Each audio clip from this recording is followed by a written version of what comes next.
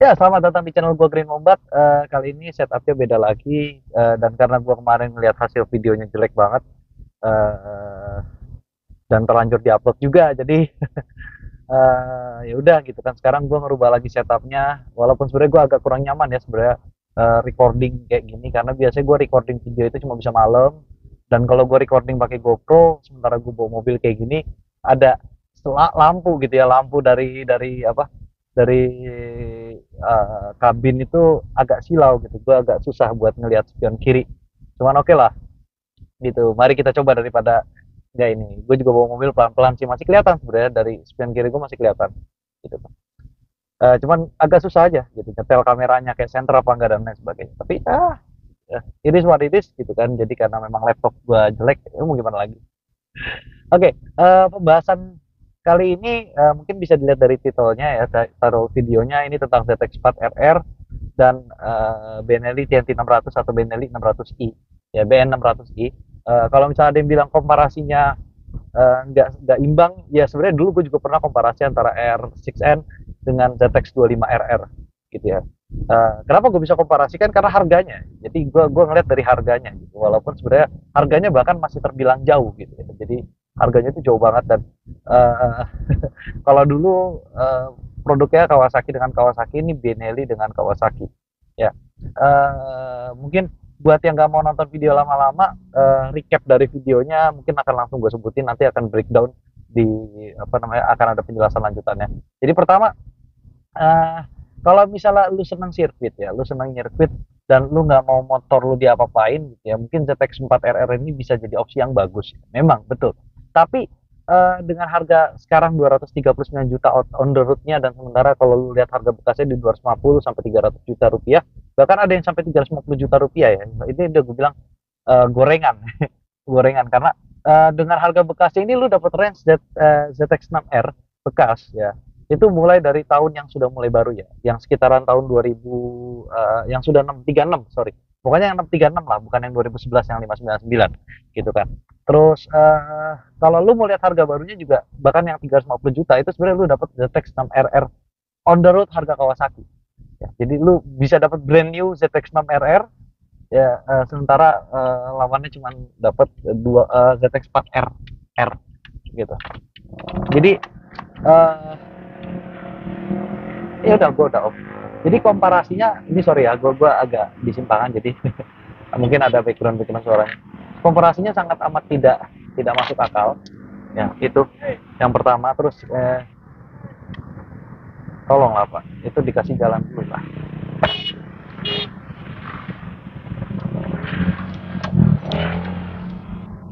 Oke, jadi terus kalau misalnya lu mau bilang motor ini bisa dipakai daily, gua rasa kurang cocok ya ZX4 RR itu untuk dipakai daily.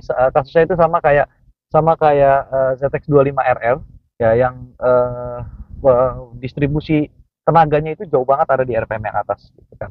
Jadi dari segi apapun, plus kalau misalnya lu emang mau ke sirkuit ya, lu mau ke sirkuit dan motor lu mau ditune up, itu kita ada opsi lainnya, itu adalah Benelli BN600i, di mana mesinnya itu nggak sama, memang nggak sama persis ya, tapi mirip banget sama mesin lawasnya R6 yang di tahun 2007 ke bawah. Jadi Yamaha R6 2007 ke bawah itu mesinnya mirip banget sama Benelli BN600i. Beda, tapi maksud gua lu bisa bisa pakai beberapa komponennya Benelli, sorry, iya, Benelli itu bisa pakai beberapa komponennya Yamaha R6 gitu. Jadi secara overall, mungkin mungkin yang senang sama ZX4 RR gak akan suka video ini, jadi bisa lu cut videonya, lu bisa dislike dan lu pindah ke video lain yang emang lu bakal suka buat nonton gitu. Oke, sekarang lanjut ke dalam pembahasan ya, breakdownnya ya. Pertama dari kurva powernya dulu ya. Jadi gue bakal ngasih lihat power bandnya. Set to edit ya. The power of editing, cua muncul linograph ya. Jadi kalian bisa lihat ya di sini, pertama untuk power sendiri, memang kalau kalau kita bilang buat harian apalagi ya buat daily, kepakainya power ZX4 RR ini ada di RPM sekitar 5.000 6.000 gitu ya. Sebenarnya 4.000 udah cukup sih ya, 4.000 udah cukup, cuman lu harus ingat kalau mesin ini adalah mesin yang cukup berat bobotnya ya. Ya nggak berat-berat banget sih, bobotnya masih 188 kilo, tapi lu nggak bisa nyamain dengan kayak CB150, lu nggak bisa nyamain dengan mesin-mesin 150 cc ya kan. Lu harus nyamain dengan mesin-mesin yang 250 dua silinder gitu kan. Jadi lu bisa lihat kalau dengan bobot 188 kg ini berarti power yang bisa dipakainya sekitar 15-16 wheel horsepower. Ya lu bisa lihat kurvanya sendiri agak cukup tinggi, dan kalau misalnya di 15-16 wheel horsepower sekalipun lu tarik sekaligus motor gak bakal ngangkat gitu ya, karena memang power band motor ini jadi peak powernya itu ada di belasan ribu rpm. Ya lu kalian bisa lihat sendiri gitu kan. Dengan power peak power ya, peak powernya itu di gue lupa ya. Nanti kalian bisa lihat sendiri ya, gue lupa, tapi seingat gue peak powernya itu ada di angka yang cukup besar, yaitu 57 wheel horsepower ya. Gede ya angkanya. Itu hampir mendekati Kawasaki IR6N standar ya. Dan ini di dyno yang sama, jadi ini gue komparasi dengan dyno dan dyno yang sama ya, 57 wheel horsepower. Walaupun secara brosur ya, brosur ingat ya, brosurnya IR6N standar itu 72 brake horsepower, sementara ZX4RR itu adalah 80 brake horsepower, yang harusnya mereka punya power yang lebih besar. Tapi mungkin ya, mungkin karena memang komponennya banyak yang lebih banyak di ZX4RR, ini yang bikin wheel horsepower-nya Kawasaki ZX4RR ini lebih rendah daripada Kawasaki ER6N. Dan kalau kita komparasikan dengan Benelli BN600i ya, powernya itu sudah 60 lebih ya. 60 lebih wheel horsepower di RPM yang cukup jauh ya, signifikan, cukup signifikan. Jadi kalau misalnya kalian di sini lihat komparasi antara keduanya, power Benelli 600i ya itu ada di sekitar range 3000 rpm bedanya gitu. Jadi kalau misalnya katakanlah di 4000 rpm Benelli itu sama dengan 7000 rpm atau 6000 7000 rpm-nya ZX4RR gitu loh.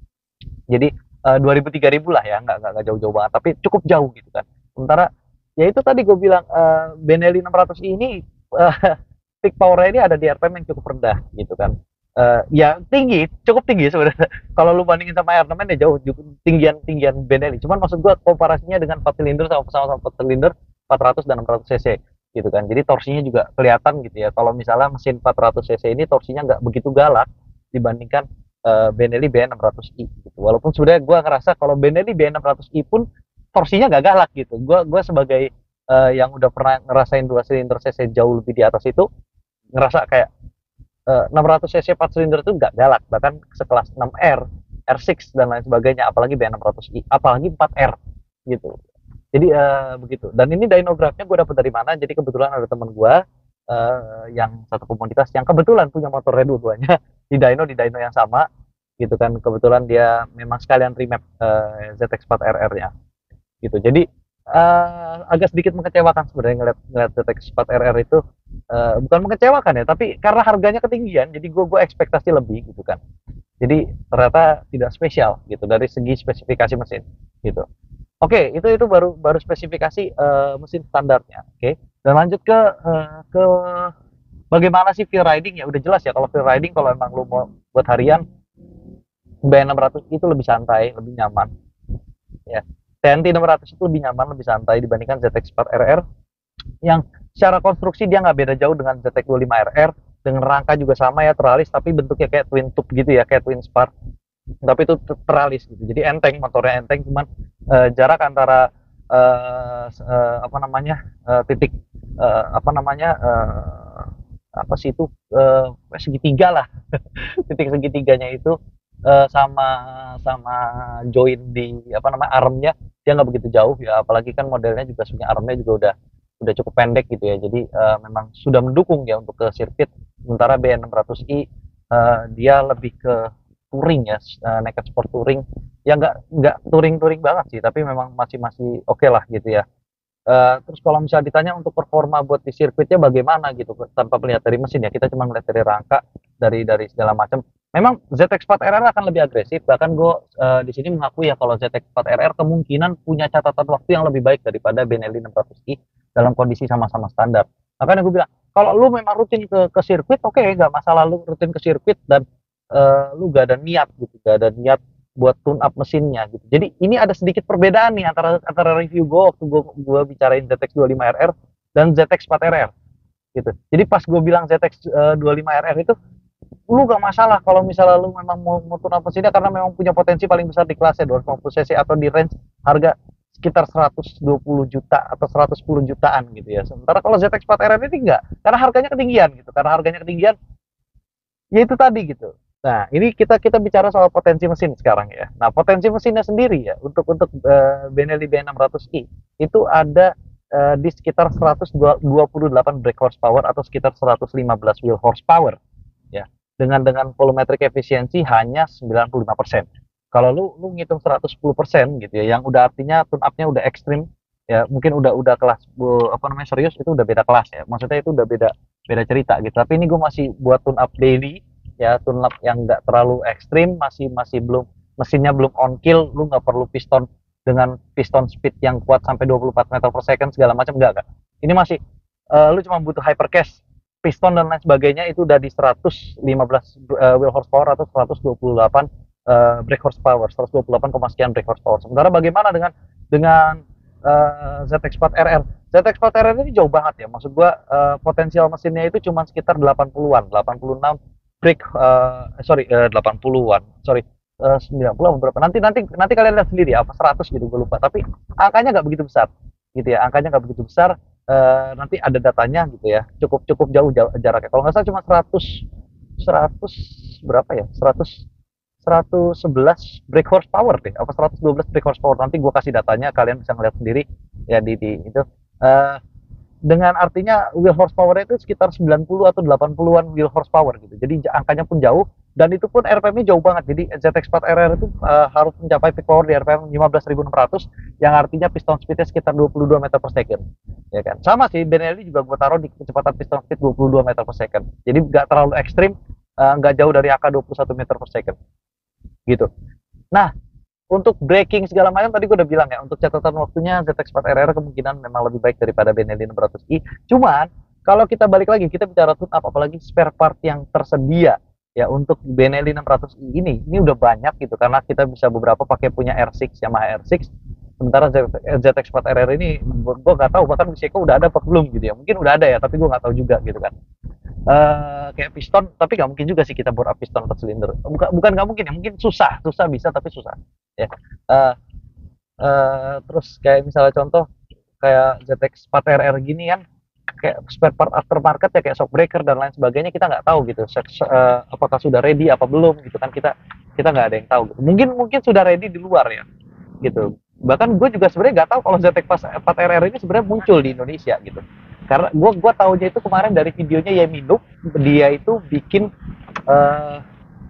apa giveaway ZX4RR, tapi dia di Amerika Serikat, kita di Indonesia. Gue juga kaget sebetulnya kemarin, gue baru banget itu kemarin dikasih tahu sama temen gue kalau ZX4RR itu launching di Indonesia gitu, dengan harga yang cukup tinggi gitu. Jadi bukan mau ngedis ZX4RR, enggak, cuman lu kalau misalnya memang senang sirkuit, apalagi senang ngetun gitu, tuning motor gitu ya, apalagi lu mau pasang turbo charge dan lain sebagainya, opsi yang lebih baik adalah Benelli B600i gitu. Sementara kalau misalnya memang lu motor lu jadi spesifik, konsumen ZX4R ini benar-benar spesifik, orang yang cuma pengen ke sirkuit atau orang yang seneng nikung-nikung gitu ya segala macem, tapi nggak mau motornya tuh di tune up gitu. Ada sih, gue tahu memang ada beberapa yang seneng kayak gitu, cuman why? Kenapa ngeluarin pasar ke market yang spesifik market gitu, spesifik target market gitu kan?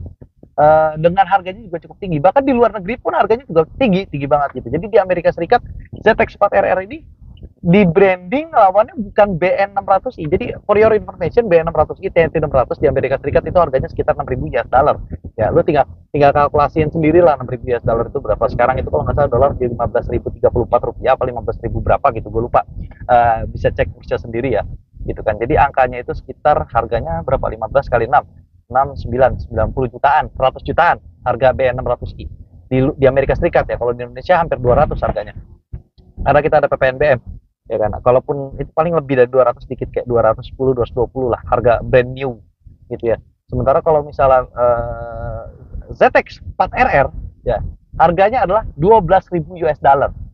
Gua serius, lu bisa cek sendiri, harganya 12.000 US dollar.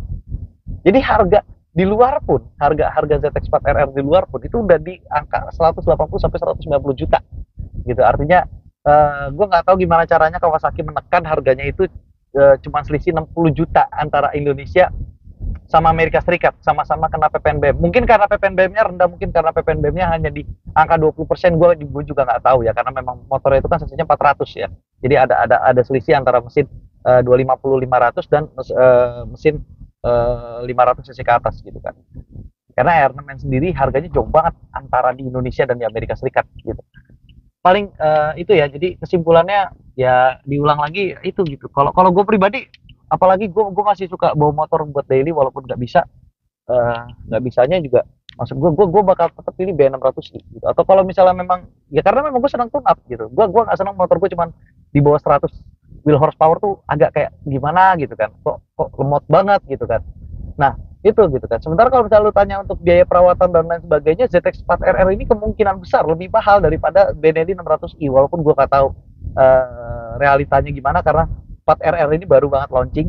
Cuman kalau gue berkaca dari 25RR yang punya perawatan bahkan lebih mahal daripada Kawasaki ER6N, ya 4RR ini kemungkinan akan bernasib sama dengan 25RR, bahkan bisa dibilang 11-12, tapi lebih mahal yang 4RR-nya gitu, karena memang kayak lu butuh oli yang lebih spesifik dan lain sebagainya, dan ya dengan RPM mesin yang juga cukup tinggi gitu kan.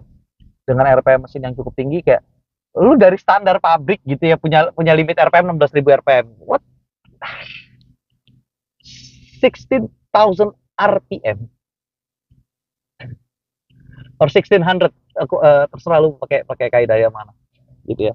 Jadi kayak itu tuh gede banget gitu loh. Nah, ini ada yang nyebrang gak sih? Merah ini. Ayo nyebrang. Gue udah kasih hazard. Nah, ini udah hijau. Woi,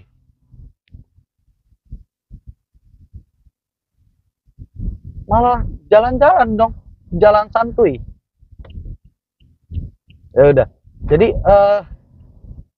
itu aja ya paling, dan gua perawatan juga kayak BN600i itu gak beda jauh sama R6N ya, kecuali olinya tetap lebih banyak daripada R6N karena dia mesinnya 4 silinder ya kan. eh Apa ya, nggak tahu ya. Dan soal durability juga, walaupun ada yang bilang TNT 600 ini produk Cina gitu, tapi gua nggak ngelihat gitu, maksud gua belum ngelihat ada user, khususnya TNT 600i ya, mungkin karena memang populasinya juga jarang ya, itu yang punya mechanical failure cukup parah ya. Belum lihat gitu, tapi untuk ZX 25RR itu udah banyak gitu. Jadi kasusnya itu nggak cuma satu dua gitu. Bahkan kayak mesin standar gitu, lu geber-geber terus gitu ya, lu limitin terus gitu ya, terus masuk ke gear 5 nggak lama mesinnya overheat dan pecah gitu kan. Itu nggak, bukan istilahnya, bukan dongeng gitu loh, itu ada gitu. Sementara untuk TNT 600 memang populasinya sedikit, tapi gue nggak tahu, gue nggak ngelihat, apalagi dengan limit RPM. Dan sebetulnya TNT 600 ini mesin yang di detune gitu. Jadi kalau kalau kalian hitung volumetric efisiensinya TNT 600 ini sebenarnya sangat rendah gitu. Jadi bukan bukan mesin yang untuk high performance gitu. Jadi memang mesin buat daily gitu. Jadi ya itu gitu. Bahkan istilahnya TNT 600 cukup apa ya istilahnya, remap, TNT 600 remap itu bisa ngalahin dengan performanya aja ya, performanya aja, engine performance itu bisa ngalahin 4RR yang sudah heavily tune up gitu. Ya ini terserah, ini pertimbangan kalian gitu, apalagi kalian sendiri istilahnya yang mau beli dua motor ini kan bukan bukan orang-orang sembarangan lah gitu ya. Maksud gua kalian bisa ngeluarin 200 jutaan cuman buat motor gitu. It's all up to you, tapi gua nggak ngerasa kayak ada yang spesial. Dan kalau misalnya ada yang bilang, tapi kan ZX4RR punya branding yang lebih bagus daripada TNT 600 gitu. Not really, karena ada 25RR dan bentuknya 25RR itu mirip banget sama 4RR gitu. Bahkan gue mungkin nggak akan bisa ngebedain antara 25RR sama 4RR kalau nggak ada livery gitu. Jadi kasusnya ini kayak CBR 150 dan CBR 250 gitu ya. Ya terserah gitu. Menurut gue brandingnya nggak terlalu bagus, kalau kecuali kalau misalnya 25RR. Ya 25RR ini brandingnya keangkat karena ada 4RR, tapi 4RR ini nggak sebaliknya gitu. Sementara Benelli 600i ya, sejelek-jeleknya branding itu motor, orang tahu itu motor cc gede. Walaupun orang tahu itu buatan Cina, tapi Benelli itu sendiri itu adalah produk Itali gitu. Jadi brandingnya beda. Bahkan untuk beberapa orang, Benelli itu brandingnya branding pembuatan uh, uh, kan. Jadi terserah sih, terserah kalian gitu. Jadi paling itu aja, dan gue yakin user atau yang senang sama ZX series akan tidak suka sama video ini. Apalagi ini kedua kalinya gue memberikan komentar negatif ya ke mesin ZX series. Yang pertamanya 25RR. Ya sudah, paling itu aja dari gua. Sekian dari gua. Green Wombat out.